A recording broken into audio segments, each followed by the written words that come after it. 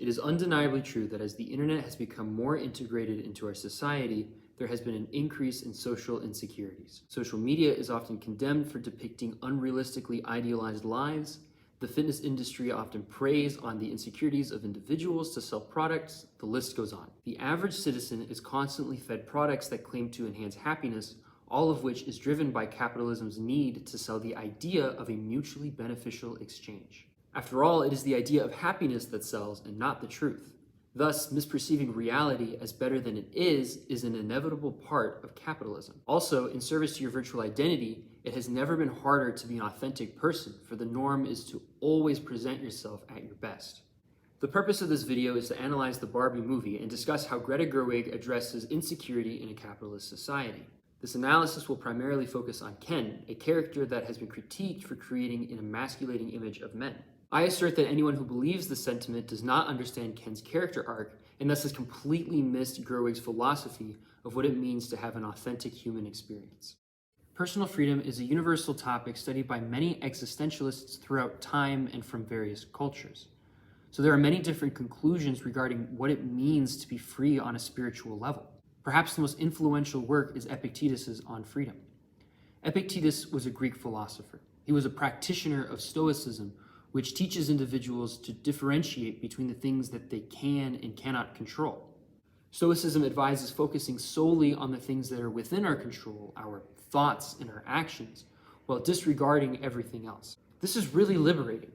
Why worry about the things we cannot control? Perhaps the most famous Stoic, Marcus Aurelius, reminds us in the Meditations that it is not worth our energy to concern ourselves with such trivial matters as why someone is ungrateful or aggressive.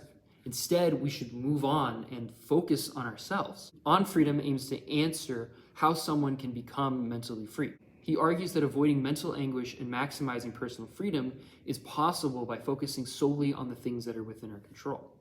He states that man is affected not by events, but by the view he takes on them. Essentially, this is all one big, massive advertisement for Stoicism. All the frustration and turmoil we feel are often a direct result of the way we view a situation. Take Ken, for example. The film establishes early on that Ken's happiness is entirely dependent of Barbie's recognition of him. The narrator even states at the beginning of the movie that Ken is only happy when Barbie looks at him. But Ken only has a great day if Barbie looks at him. He celebrates when Barbie acknowledges him and constantly fights to be at the center of her attention. Take this scene, for example, and notice how Ken reacts to Barbie's praise. Treading waves is much more dangerous than people realize. You're very brave, Ken. Thank you, Barbie. Yeah. Even in the I'm Just Ken musical number, he's blatantly projecting his insecurities. Clearly, this dependent relationship is fundamentally the defining trait of Ken's character. And clearly, he is not happy. The Stoic might say that this is because he is a slave to his own self-demeaning thoughts. He is not free because of the view he takes on his circumstances, obsessing over something far beyond his control. He imagines how Barbie sees him and judges himself through this superficial lens. For how he sees himself through Barbie is ultimately how he sees himself. He fails to recognize the truth.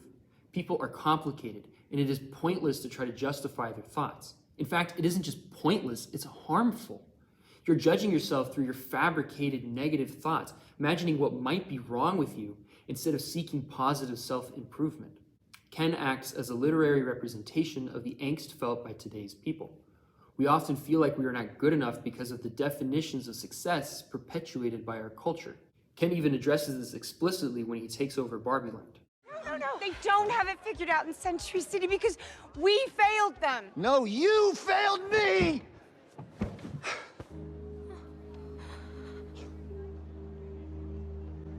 Out there, I was somebody.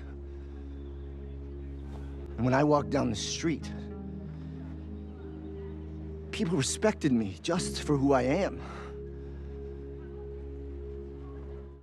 Based on our discussion of self-criticism through the lens of others, it should be easy to see that Ken is feeling a lack of respect because he himself lacks self-respect. Ken, in many ways, is just like us. He wants to feel valuable. In the climax of the movie, Ken confesses his feelings to Barbie. He doesn't know who he is without her. He claims that his essence preceded his creation. I don't know who I am without you. You're 10. But it's Barbie and Ken. There is no just Ken. That's why I was created. I only exist within the warmth of your gaze. Without it, I'm just another blonde guy who can't do flips. But Barbie counters with a profound statement. She tells Ken to discover who Ken is. She tells him that his identity is unbound by any corporeal or material values, that he is more than his girlfriend or his house, and thus Ken achieves true mental freedom when he focuses only on himself and not what he can't control. You have to figure out who you are without me. Why? You're not your girlfriend. You're not your house. You're not your mink. Beach? Nope, you're not even Beach. Maybe all the things that you thought made you you aren't really you.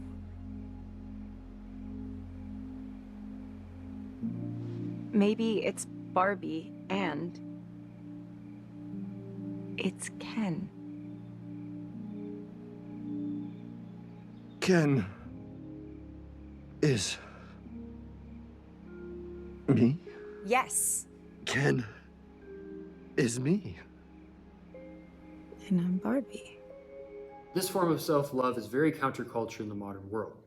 Because we live in a capitalist society, we are conditioned to believe that our value and success are directly proportional to our material belongings.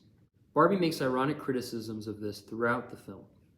When Ken is venturing through the real world, he interacts with things that often define a man in today's society, like a powerful car, a ridiculous fur coat, and other symbols of status. While this idea is inflated in the film for dramatic irony, it is still a very real problem in today's world. Think about social media. People often post idealized versions of themselves on the internet, showing off an image of themselves rather than their true, authentic selves. This creates a hyper-real version of reality. Because all we see are the successes of the people around us, we have this expectation that life should only be full of success. It is easy to fall into the mentality, therefore, that if one experiences sadness or strife, then they're doing something wrong. Or if they don't have the perfect relationship, then they're not good enough. But the truth is that these are hyper-real versions of reality. They're exaggerated and distorted. Ken's mentality of life and happiness is much like the average individual's, but he finds his true self when he removes himself from these superficial ideations of value and success. When he realizes that he's not his material value, he becomes his true self. In other words, when he adopts Epictetus' Stoicism, he realizes that he is enough without the things that capitalism demands we find so valuable. More broadly, the film makes a critique of what it means to love others.